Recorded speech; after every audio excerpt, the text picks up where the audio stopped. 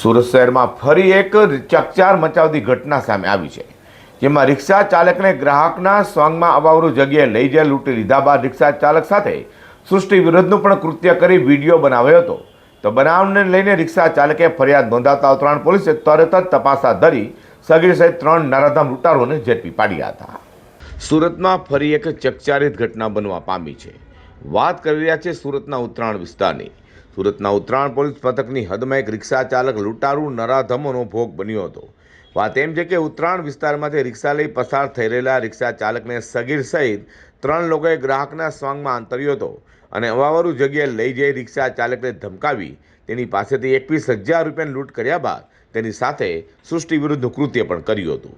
તો સાથે નરાધમે રિક્ષા ચાલકનો વિડીયો પણ બનાવ્યો હતો, જેથી ઘટના અંગે રિક્ષા ચાલકે ઉત્તરાયણ પોલીસ મથકે જઈ ફરિયાદ નોંધાવી હતી.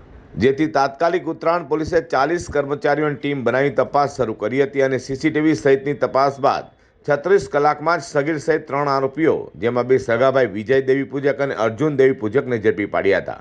જેમ કે ડીસીપી ઝોન 5 લખધીરસિંહ ઝાલાએ વધુ માહિતી આપી હતી. તારીખ 21/1/2026ના રાત્રિના અરસામાં સુરત શહેરના મોટા વરાછા તળાવ પાસેથી એક રિક્ષા ચાલક ના રિક્ષામાં 3 અજાણ્યા ઇસમોએ ભાડુઆત તરીકે બેસી રિક્ષાને અલગ અલગ જગ્યાએ ફેરવેલ, જેમાં રિક્ષા ચાલકને અલગ અલગ જગ્યાએ ફેરવીને એક અવાવરૂ જગ્યા પર તેની સાથે લૂંટ કરેલી, માર મારેલો તેમજ ફરિયાદી એટલે કે રિક્ષા ચાલક સાથે સૃષ્ટિ વિરોધનું કૃત્ય કરેલું. જે બનાવની ફરિયાદી દ્વારા જાણ કરવામાં આવતા ભારતીય ન્યાય સંહિતાની કલમ 309, 140(2) વગેરે કલમો હેઠળ ગુનો દાખલ કરવામાં આવેલો અને ઘટનાની ગંભીરતાને ધ્યાને રાખી સ્થાનિક ઉત્તરાયણ પોલીસ સ્ટેશનની અલગ અલગ ટીમો બનાવવામાં આવેલી.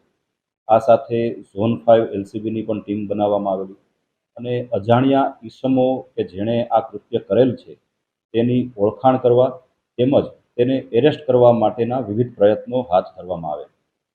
હ્યુમન ઇન્ટેલિજન્સ તેમજ ટેકનિકલ સર્વેલન્સના આધારે વિવિધ ટીમો દ્વારા 3 આરોપીને ઓળખાણ કરવામાં આવેલી અને ટૂંક જ સમયમાં તેઓની ધરપકડ પણ કરવામાં આવેલ છે.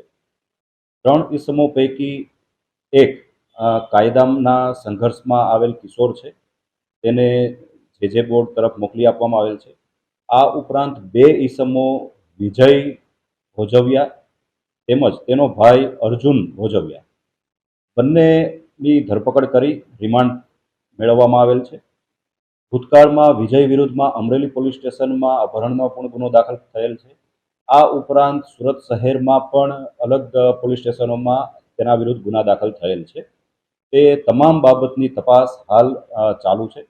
હાલ તો ઉત્તરાયણ પોલીસે લૂંટ વિથ સૃષ્ટિ વિરુદ્ધના કૃત્ય આચરનાર ઝડપી પાડેલા 3 આરોપીઓમાં 2 સગા ભાઈઓ રીઢા ગુનેગાર હોવાનું તેઓ વિરુદ્ધ અગાઉ પણ ગુનાઓ નોંધાયો હોવાનું સામે આવ્યું છે.